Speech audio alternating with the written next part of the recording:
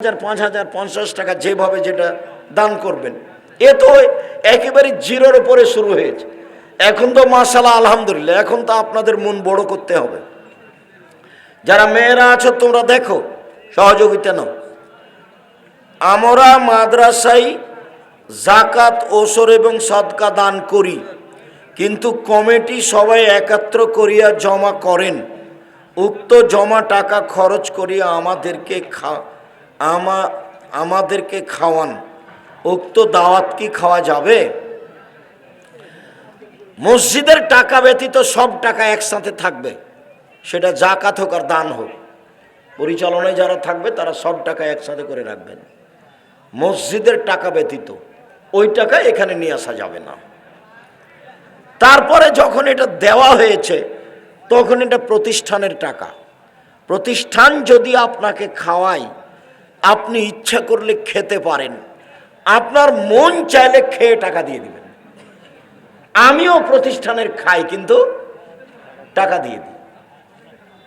যখন এটা চলে এসেছে তখন এই টাকার মালিক যারা, তারা এটা খরচ করবে।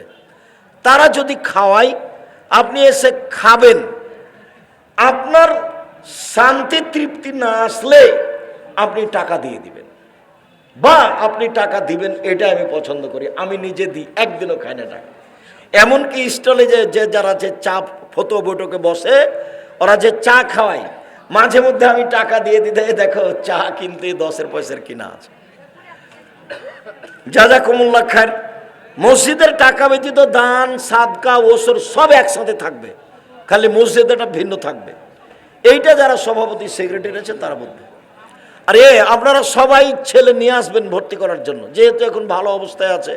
ছেলে মেয়ে এতটা অঞ্চলের সবাই এখানেই দিবেন, এইটা ভুল করিয়েন না। সময়ের গতিতে আমি আরো বলবো, ইনশাল্লাহ ছেলে মেয়ে ভর্তি করার ব্যাপারে এই ভুল করবেন না। এখান থেকেই ছেলে মানুষ হলে রুজি এর মাধ্যমেই হবে, দেখবেন ভালো আছে, রুজিতে আল্লাহ বরকত দিয়েছে। ইসলামের হাবাচক ও নাবাচক সবাই মানি, কিন্তু হিসাব করিয়া জাকাত দেয় না। তবে দান করি, দান করে ওইটা তো পার পাওয়া যাবে না, হিসাব করে জাকাত দিতেই হবে, দিতে বাধ্য। শোয়ার দোয়াগুলি কি শোয়ার আগে বসিয়া পড়িব না শোয়ার পর পড়িব? যেভাবে ভালো লাগে বসে বসে পড়ে শোন, আর না হলে শুয়ে গিয়ে পড়েন। ডান কাতে পড়বেন। পড়ার ঘটনাটা দোয়াটা ডান কাতে শুয়েই প্রমাণ হয়। গালের নিচে হাত রেখে ডান কাতে শুয়ে পড়বেন। অজুখানায় বসে হাট বাজারের মতো গল্প করে তাহাদের গল্প মসজিদের ভিতরে মুসল্লিদের সুন্নাত পড়ার সময় কানে পড়ে। এগুলো বোকামি, গল্প করা যাবে না, হারামে কথা নয়, তবে এভাবে গল্প করা নিষেধ। সলাত 1 রেকাত হোক বা 2 রেকাত হোক বা 3 রেকাত হোক বা 4 রেকাত হোক, শেষ বৈঠক বা সালামের বৈঠক যখন হয় তখনই আমি ডান পায়ে তলা দিয়ে বাম পায়ের অগ্রভাগে নিতম্বের উপর, জি সালামের বৈঠকে নিতম্বের উপরে বসবেন, এটাই ঠিক। 1 রেকাত মানে বিতর সালামের বৈঠক, 2 রেকাত মানে ফজর সালামের বৈঠক, 3 রেকাত মানে মাগরিব সালামের বৈঠক।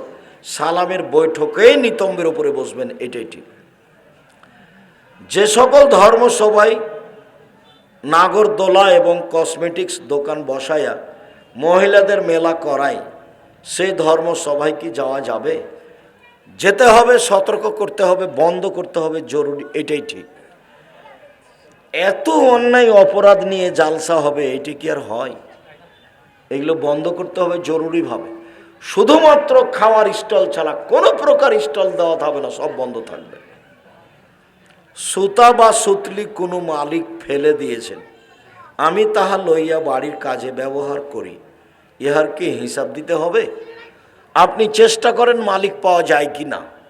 যদি না পাওয়া যায় তাহলে আপনি ব্যবহার করবেন, এটা আল্লাহর নবী অনুমতি দিয়েছেন। বা আপনি দান করে দিবেন, এটা আল্লাহর নবী অনুমতি দিয়েছেন। সুবহানাল্লাহ, আলহামদুলিল্লাহ, আল্লাহু আকবার একসঙ্গে 33 বার, লা ইলাহা ইল্লাল্লাহ, কুদরি, আয়াতুল কুরসি নাকি একবার এইভাবে বলা যাবে কি? না তো 33 বারের শেষে যখন লা ইলাহা ইল্লাল্লাহ, তখন তো লা ইলাহা ইল্লাল্লাহু ওয়াহদাহু লা শারীকা লাহু। যেভাবে দিনরাত দেখছেন কি কি কারণে ছেলে ও মেয়েকে এবং ভাই ও বোনকে ত্যায্য করা যায়, ত্যায্য করার কোনো পথ নেই, সব হারাম। কোনো কারণ নাই যাতে ত্যায্য করা যাবে।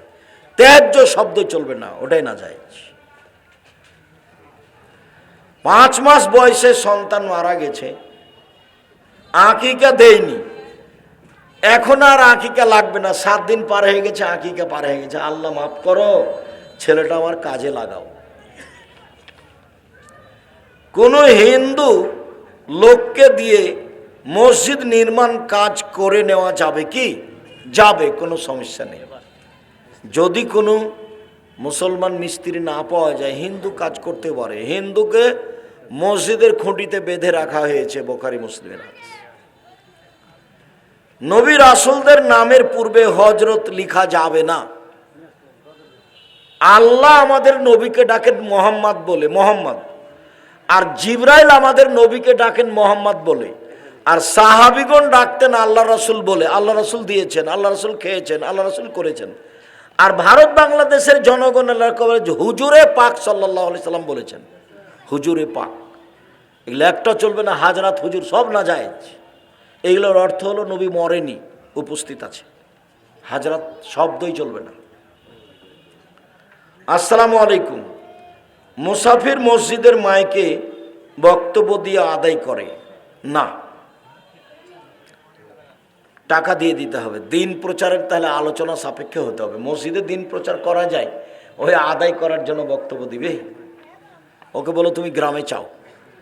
প্রতিষ্ঠানের স্বার্থে, মসজিদের স্বার্থে মসজিদের মাইকে বক্তব্য হবে। হাঁসের ডিম মুরগির তলে দিয়ে বাচ্চা তোলা যাবে নাকি? যাবে। এই জন্য যে পশু পাখির ওপরে বিধান নেই, হালাল হারাম বিধান মানুষ এবং জিনের উপরে। এটা গুরুত্বপূর্ণ কথা। মানুষে বলছে যে একটা গাভীর বাচ্চা যখন ষাঁড় বাচ্চা বড় হয়েছে, তখন সেই ষাঁড়টাকে দিয়ে সেই গাভীকে আবার ভরণের বিষয়টি নিয়ে গেছে, ষাঁড় দেখানো বিষয়টি নিয়ে গেছে। তো এটাই তো এই গাভীরই বাচ্চা ষাঁড়, তাহলে এটা জায়েজ না জায়েজ? তো বলে হ্যাঁ, মাথা খারাপ হয়ে গেছে, ঠিকই তো, এটা কেমন হয়ে গেল? এলাও বোকামি। পশু প্রাণীর উপরে বিধান নেই। হালাল হারামের বিধান কার উপরে? মানুষের উপরে। একটা ছাগল কুকুরের দুধ খেয়ে বড় হয়েছে, এটা হালাল না হারাম? নগদ হালাল, বলে রুচি, সেটা তোমার ব্যাপার। আমি বলেছি যে কচ্ছপ খাওয়া যায়, তখনই এক লোক কচ্ছপ ধরে এনে বাড়ি চলে গেছে। তার বউকে বলছে যে কচ্ছপ রান্না করো, খাবো। তখন বউ বলেছে যে তোমার সংসার করবো না, এই যে গেলাম। তা আব্দুর রাজ্জাক সাহেব, এই যে বলেছেন আপনি, আর অবাক কথা, কচ্ছপ আমি জায়েজ বলেছি, আপনাকে খেতে বলেছি, রুচি হলে খাবেন। তো হাঁসের ডিম মুরগির তলে দিয়ে বাচ্চা উঠানো যায়, কোনো সমস্যা নেই। সন্দেহ করাটাই হারাম, বিধান পশু প্রাণীর উপরে নেই। মোরগ কি সরানো যাবে? মানে কি? ও পেরাই করা, মানে ওই এটা অন্ডকোষটা বের করা যাবে, ওতে সুবিধা থাকলে করতে পারে।